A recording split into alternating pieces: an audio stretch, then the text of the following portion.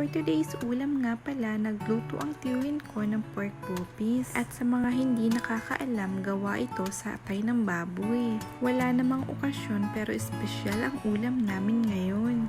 Wala namang batas na nagsasabing bawal mag-ulam ng espesyal kapag walang okasyon. Charis. Dapat walang pinipiling panahon kapag nag-uulam tayo ng masasarap na pagkain. At kung hindi nyo na itatanong at sasabihin ko na rin, ilang buwan na rin talaga ako nagdidieta.